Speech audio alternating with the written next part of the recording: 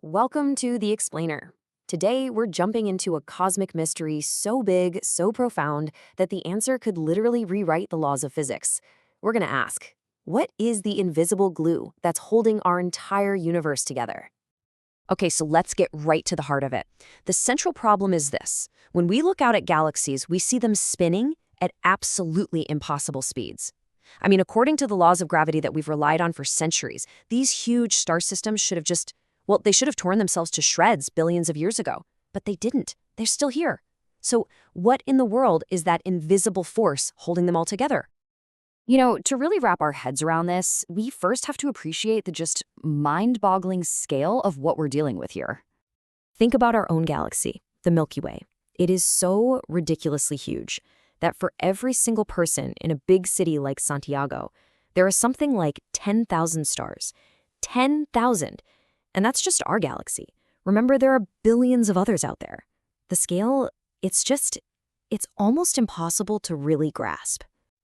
And it's on this massive, incomprehensible scale that we find a problem that just shatters the rules of physics as we know them. See, when astronomers measure how these galaxies spin, they find something that makes no sense. The stars way out on the edges are moving just as fast as the stars near the center. That's kind of like the horses on the outside of a carousel keeping pace with the ones on the inside. It shouldn't happen. There just isn't enough stuff we can see, stars, gas, dust, to create the gravity needed to keep those outer stars from being flung right off into the void. So this one observation creates this huge puzzle, right? What is this invisible stuff, this extra gravitational glue? And the search for that answer has basically split the scientific community right down the middle, leading to two totally different ideas, each with its own main suspect. All right, let's dive into theory number one. For decades now, the frontrunner explanation has been pretty straightforward. Maybe we're just not seeing everything. The whole idea is that the universe is actually filled with some kind of mysterious, totally invisible stuff that's providing all that extra gravity. And they call this stuff dark matter. The theory basically says there's a whole new kind of particle out there. One that doesn't shine, doesn't reflect light, doesn't block it. It does nothing except have a really powerful gravitational pull. The idea is that it forms this giant invisible halo around every single galaxy. And get this isn't some minor ingredient in the cosmic recipe. Not at all. According to the standard model of cosmology, all the stuff we can actually see, every star, every planet, every galaxy, that's only about 5% of the entire universe. Just 5%.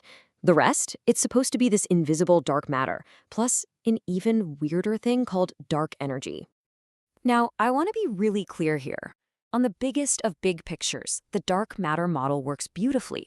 It perfectly predicts the grand architecture of the universe, this thing we call the cosmic web of galaxies. It also explains why huge clusters of galaxies move the way they do, and even how their combined gravity can literally bend the light from objects way behind them. But here's the catch. After decades and decades of searching for this dark matter and coming up with absolutely nothing, a much more radical idea has started to gain some ground. What if there is no missing matter? What if the problem isn't what we can't see, but that our entire theory of gravity is just wrong? This theory is known as MOND. That's for modified Newtonian dynamics. And it suggests something really profound. It says that once you get out into the vast emptiness on the edge of a galaxy, where the pull of gravity is super, super weak, the rules of gravity itself actually change. Gravity, it suggests, becomes stronger than Newton or Einstein ever predicted. So what that means is, MOND isn't about finding a new substance. It's about changing the rulebook. It's a tweak to the fundamental equations of physics itself. It's basically a proposed new law of nature, a whole different set of rules for how the cosmos works on these giant galactic scales. Okay, so this is where the debate gets really, really interesting. Let's start to weigh the evidence. Because both of these theories have some huge strengths, but they also have some pretty significant, maybe even fatal flaws. For more than 30 years, scientists have been so sure they were right on the verge of finding a dark matter particle. They've built these enormous, mind-bogglingly expensive experiments deep underground just to hunt for it. And the result? Absolutely nothing. Zilch. Every single experiment has come up completely empty. It's a pretty powerful reminder, isn't it? Sometimes in science, it's the things we think we know for sure that turn out to be just plain wrong. Now, on the flip side, MOND's greatest strength is its just jaw-dropping predictive power. I mean, you can literally take a picture of a galaxy, measure only the stars and gas you can see, plug that into the MOND formula, and it will tell you the exact rotation speed of that galaxy with stunning precision. It doesn't just explain the data after the fact, it predicts it beforehand.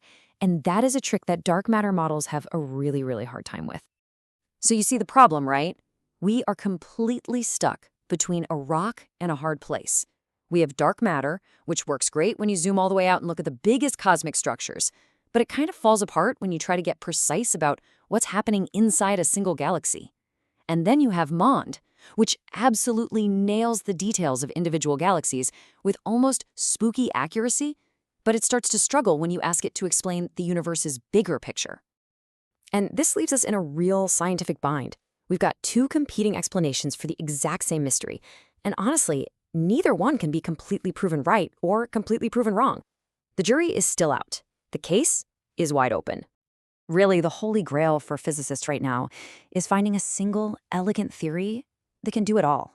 Something that can combine the incredible precision of MOND inside galaxies with the big picture success of dark matter across the whole universe. But for now, well, that grand unifying theory is nowhere in sight. There's this great story from one astrophysicist about his daughter getting into an argument with the daughter of a rival scientist, one who works on dark matter experiments, and their playground shouting match was basically, "Dark matter does too exist." Nuh-uh, it doesn't. And you know what? That pretty much captures the state of this whole profound debate perfectly. So why does all this matter? Well, because the answer, whatever it ends up being, isn't just going to solve some abstract cosmic puzzle. It's going to fundamentally rewrite our most basic understanding of reality itself.